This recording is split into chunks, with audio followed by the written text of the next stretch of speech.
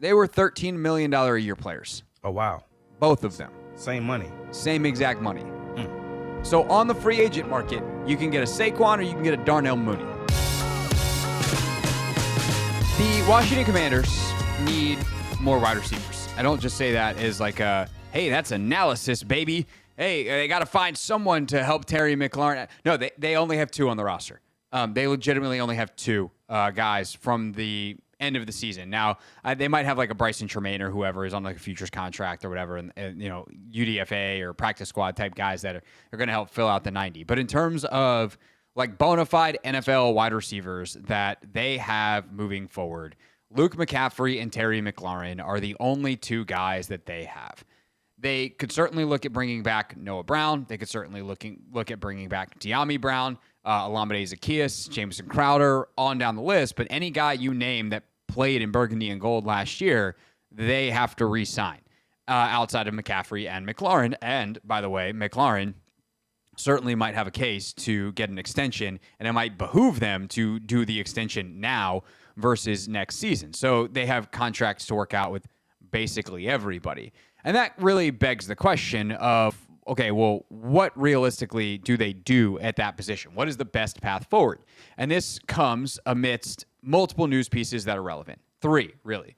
1, we covered in depth yesterday. T. Higgins gets the franchise tag from Cincinnati. I'm going to say that all but takes him off the board. That's going to cost, not that you have to pay the 2 firsts or whatever the thing is. Like, you work out the deal between the 2 teams. But you're going to either have to give up draft capital and a big contract to T. Higgins. I don't think that it's worth. I love T. Higgins as a player, and I love T. Higgins here as a player. But I don't think it's going to be worth outbidding a bunch of other teams where he is going to say, yes, I'm good with that trade, and the draft capital to make the Bengals okay with it. And that plus his injury history is enough to where I'm like, I'm good. If I could pay T. Higgins somewhere in the $25 million a year range, for reference, I think Justin Jefferson's getting 34. So if I can pay him somewhere in the 25, and he probably deserves 27, 28, to be clear. But if I can somehow get him in the 25, 26 million range for, let's say, 3 to 4 years, and it costs me a singular second-round pick, if you tell me I get T. Higgins with my second-round pick, I'm okay with it.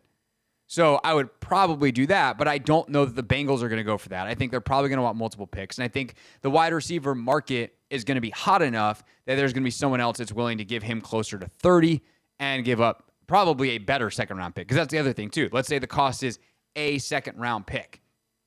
If you're the Bengals, do you want the Patriots' second-round pick, which is 4 picks after the or 5 picks, something like that, after the Commanders' first-round pick, or do you want the Commanders' second-round pick that is very close to the Patriots' third-round pick? So I think that is something that is worth considering on all fronts.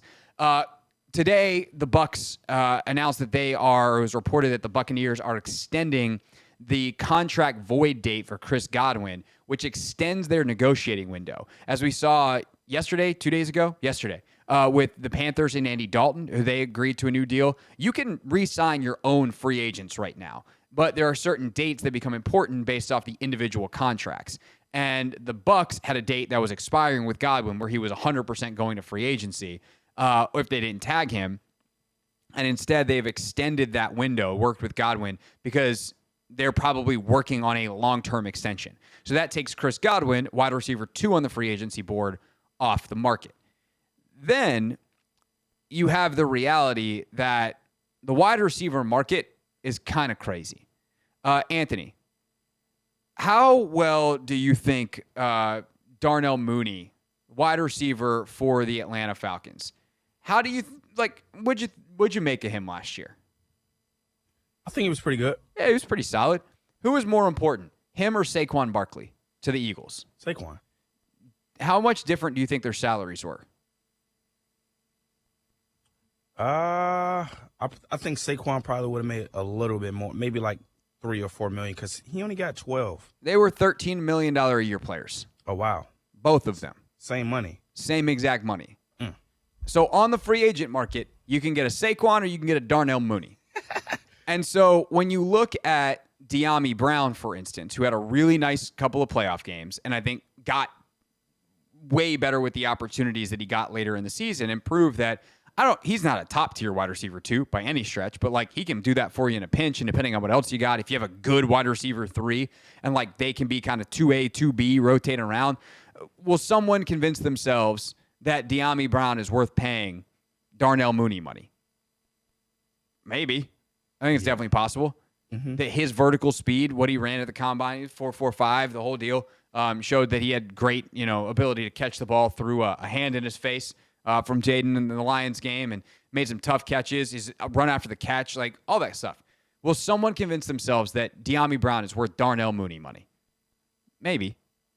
Would you rather spend $13 million on De'Ami Brown or $10 million on Zach Ertz? I'd rather spend $10 million on Zach Ertz. Yeah. And knowing that that's probably a one-year deal where I'm like, God, I'm going to have to pay De'Ami $13 million. Like, is he looking at a 3 for $40 type of deal? Right? So I think that is the question in terms of, okay, if you're paying for a top guy, if you're paying for Chris Godwin, you're getting Chris Godwin. That level of certainty is worth paying for.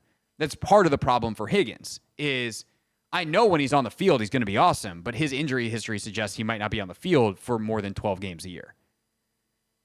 Once you get into the we're projecting market, I just rather project on draftable guys because I'd rather pay that guy $1 million, $2 million, and then go bargain bin shopping and see if I can get someone like the Commanders did last year where they got Olamide Zaccheaus for $1.2 million, then pay, again, I would love for them to re-sign De'Ami if he's actually a $7 or $8 million player. If that dude's getting 13, 14, De'Ami, my friend, go get paid. Yeah. We bid you adieu. Thanks for a great finish to what was at times a frustrating career here, but I know it was frustrating for him too. I bet you De'Ami often spends time thinking about, man, what if I just had these coaches the entire time? That quarterback the entire time instead of the nonsense. I mean, I know Sam Howell's this guy, but instead of the stuff that he dealt with and Rivera and whatever, like how different is De'Ami Brown's career if he's got Dan Quinn and Cliff Kingsbury the entire time, who, even though they didn't draft him, figured out, hey, we should maybe throw this guy a screen every now and again. So the question is, if you're the Commanders, how do you address it? 301-230-0980 is the phone number. 301-230-0980.